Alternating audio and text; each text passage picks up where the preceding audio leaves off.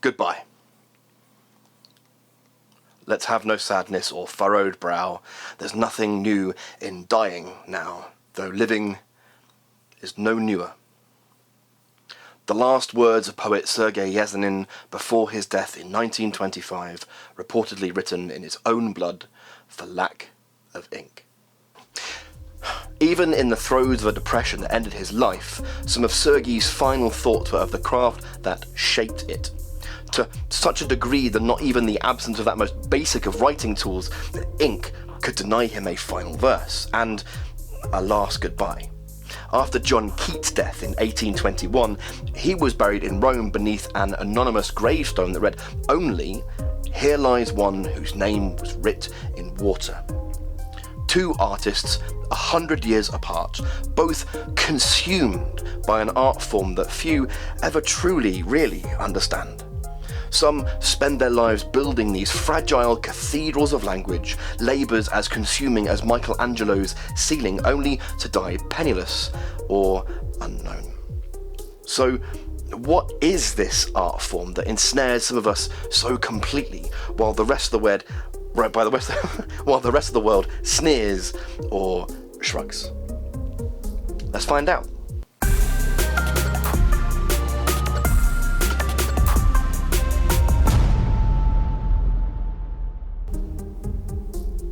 Hello, I'm Sven. I'm a poet, performer and language obsessive, and I have spent most of my adult life chasing words. I've written them on trains, shouted them on stages, and muttered them into cracked phone screens at 3 a.m. I've been lucky enough to win the UK National Slam finals and travel across Europe and the world on tour. I've performed in front of thousands, and the more I have done it, the more I've realised poetry is not just an art form, it's a way of staying alive. You don't have to publish a book to be a poet or even get on stage. You just have to care about what words do to people. Poetry is an art form with no barriers to entry. Anyone can do it. It doesn't belong on pedestals or in dusty textbooks. It belongs in all of us. So if you've ever thought that poetry wasn't for you, stick around. I would like to try and change your mind, but in order to do that, we need to ask a big question. What is poetry really? Most of us were taught to hate poetry. At school, it wasn't something alive, it was homework, a corpse we had to dissect.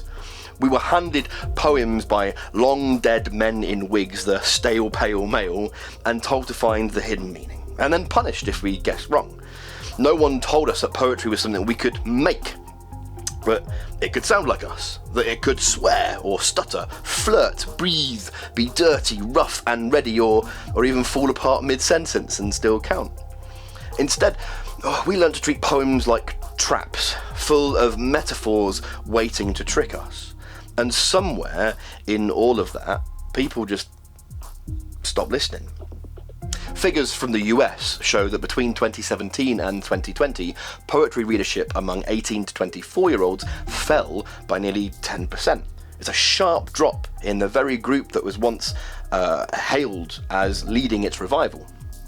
To quote Adrian Mitchell, most people ignore poetry because poetry ignores most people, and I think in an academic sense he's probably right.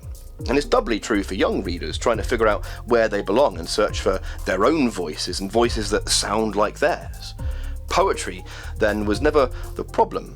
It wasn't the villain, it was just locked in the wrong classrooms, lorded over by the wrong teachers, managed by the wrong authorities. Because poetry, it's not buried, it's in transit, it's alive, it's a living, growing, evolving thing, sweating under stage lights or bedroom ones, muttered into notes apps, tattooed onto skin and graffitied across underpasses. It's in a drunk text that accidentally rhymes. It's in a protest chant or a voicemail that you wish you could delete but can't. Poetry, it doesn't rot, it reincarnates. Every generation digs it up, breathes into its mouth and gives it a new heartbeat. The Beats did it by smashing conventions on form, Rap did it by smashing conventions on who was even allowed a voice, and punk did it by smashing conventions on politeness. And the spoken word renaissance, it's very much still burning. Right now, new generations are discovering themselves and their voices, even as I say this. And that's where I want to start.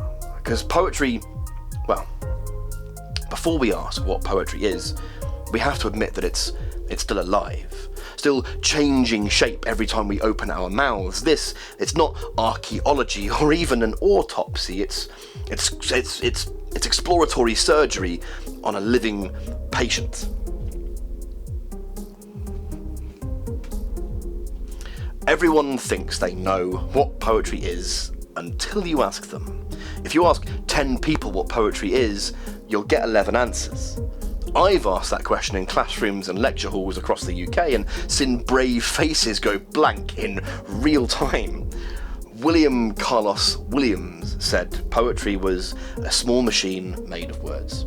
Coleridge said it was the best words in the best order, and Derek Walcott said it was perfection's sweat. All true, all false. These definitions, they make nice quotes, nice gestures or sentiments. They paint a picture of their authors more than the thing they're trying to define. If poetry really was the best words in the best order, there'd be no room for imperfection. And yet, imperfection is often what makes something perfect, something Walcott seems to grasp more fluently with his definition. But maybe this is the kind of debate that turns people off of poetry in the first place. Poetry, it never stays still long enough to define. It's frustratingly amorphous. It keeps changing shape, like language learning to breathe in a new way. Maybe we've been trying to define the wrong thing.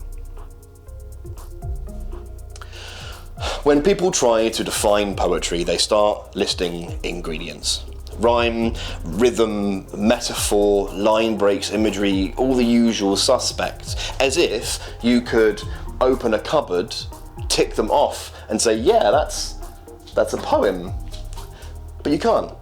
You can't define something by what it contains. Those things are flavours, not the dish. Basil and tomato might mean a bolognese, but they could just as easily mean a pizza or a soup, or even a Bloody Mary. That's not even food, although nothing made with this basil is food. I bought it like a week before we started filming, and it's definitely seen better days. Like, I'm not going to cook with that. No one should. Yeah, rhyme and rhythm, they don't make a poem. They just make something more likely to be one. Like heat makes something more likely to be cooked, but not everything that's hot is dinner. Metaphor can appear in an educational text to help people reach an understanding. Does that make the textbook a poem? Is this essay a poem because of my love of Italian cuisine and questionable basil? We cling to ingredients because they're easy to name, but you don't call a tomato a lasagna any more than you call a hammer a home or a wheel a car. It's not what's in the pot, it's what happens when those things start to simmer. You know poetry's happening when language stops being an ingredient and starts being a flavour.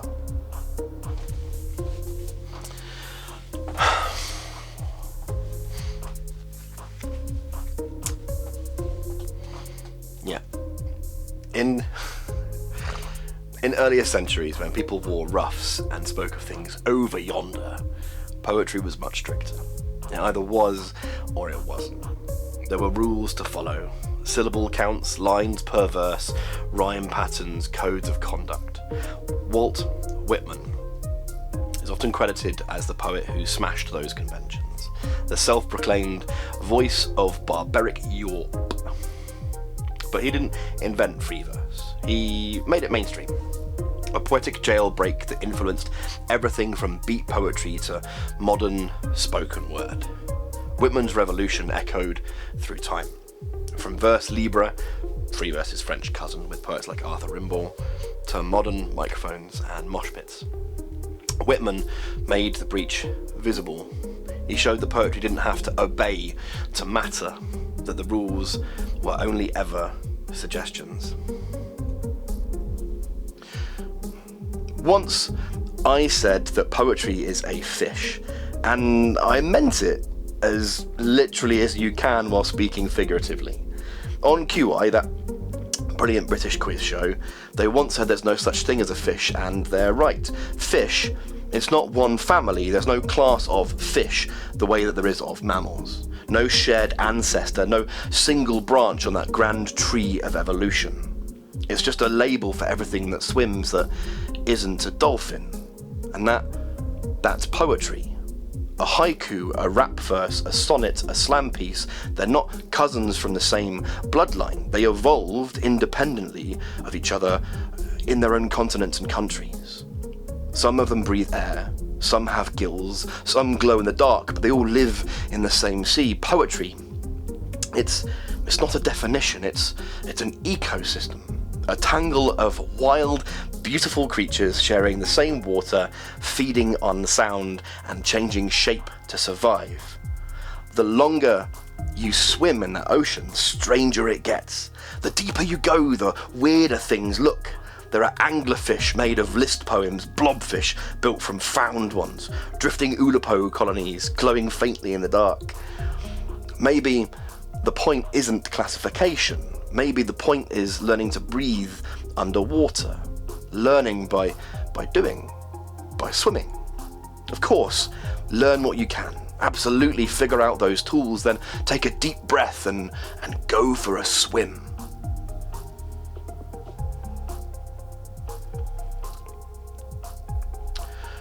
Before we had written language, before books, before microphones and moleskins, all we had was each other and the dark.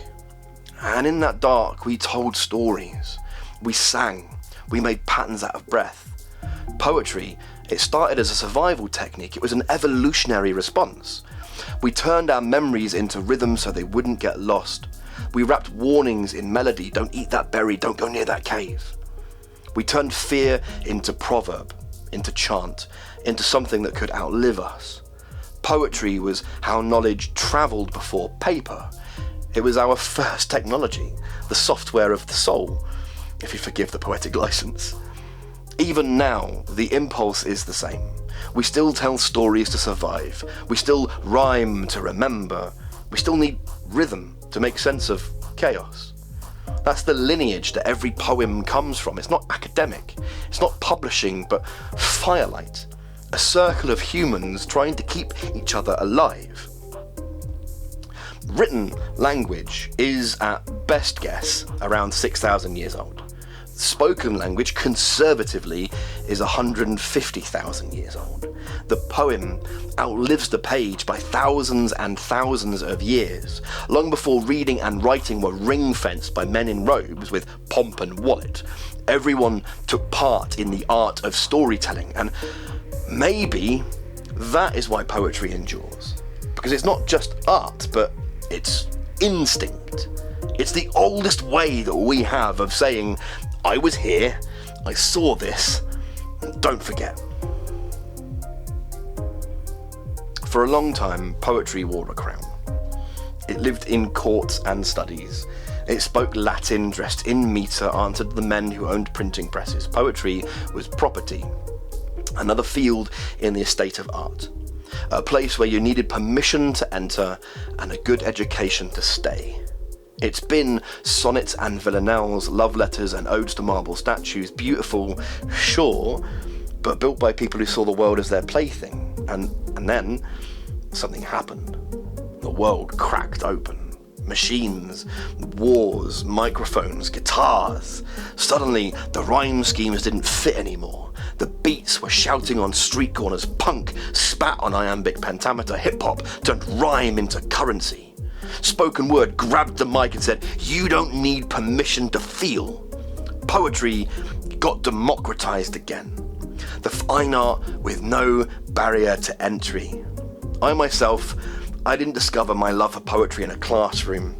I found it past my bedtime watching Deaf Poetry Jam, volume down low so my parents wouldn't hear, brightness dimmed so they wouldn't see the glow flicker through the cracks in the door.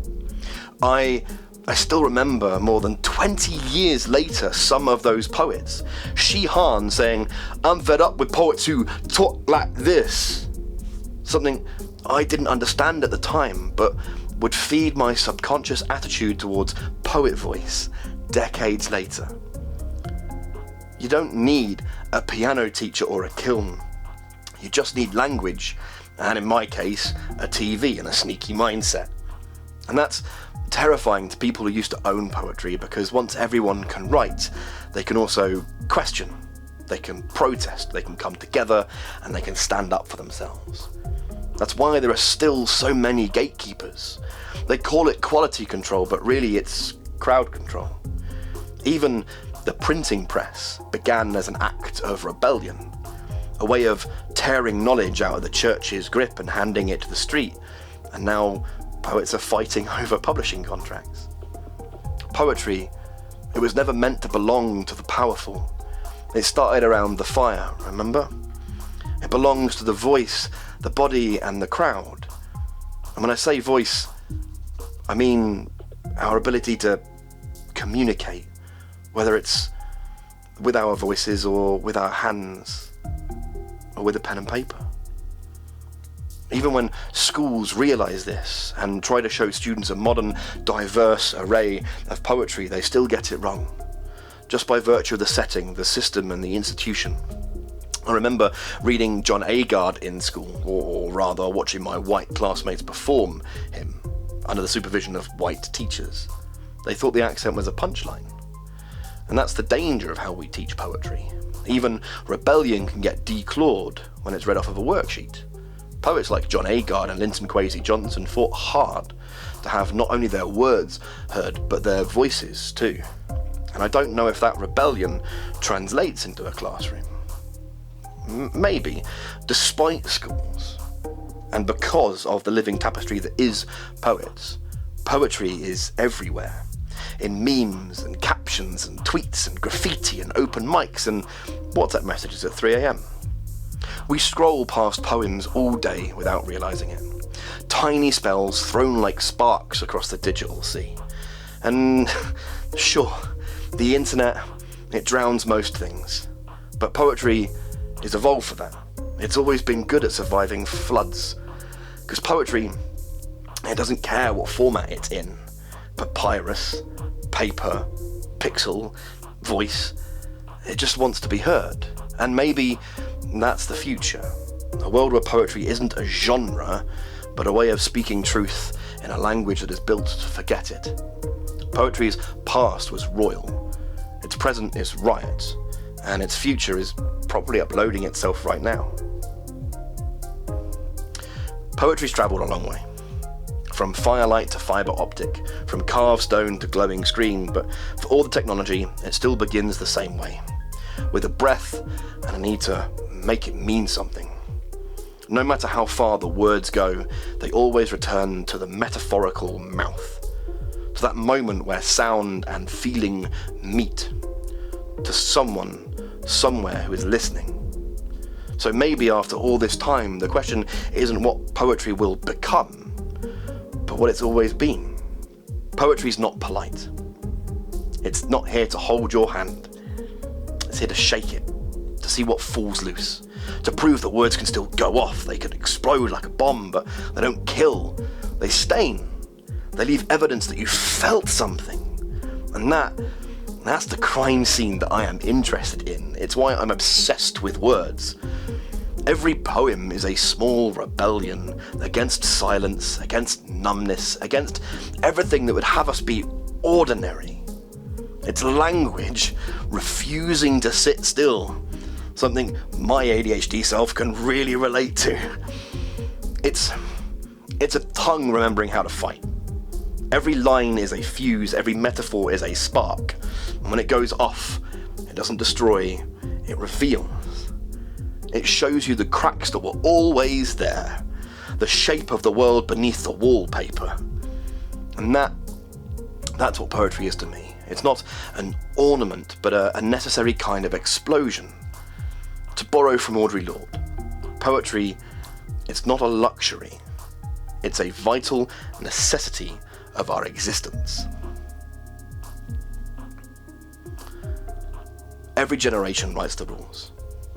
Poetry's detonated itself time and again and again and again and again and again. From quill pens to microphones, from marble halls to open mics, every blast has left a mark, a scorch pattern that is history. Because poetry's always been a rebellion. Every time language breaks its chains, a new voice steps through the smoke. Every time I enter a poetry slam as a seasoned veteran and national champion, I stand the chance of being utterly decimated by someone slamming for the first time, doing something new, something jaw-dropping. That's how poetry survives, by changing form, by slipping through the cracks, by finding new mouths to speak with. So maybe the question was never, what is poetry?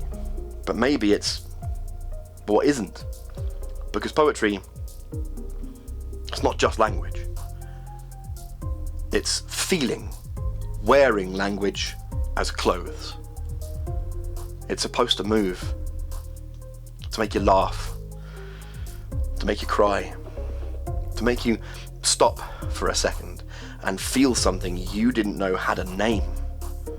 Poetry doesn't hide behind theory or technique. It gives itself away completely.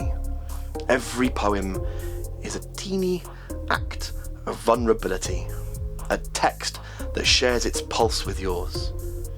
You can't read a poem without touching the person who wrote it and being touched back. That's what makes poetry dangerous and beautiful. It doesn't just describe emotion, it transfers it. A good poem doesn't live on the page or on the stage. It lives in the reader, the listener, the moment that it is spoken aloud. And that's why we keep writing them. Because we still want to be felt, still want to be understood, still want to reach out across the dark and say, I am here. So, what is poetry? It's up to you.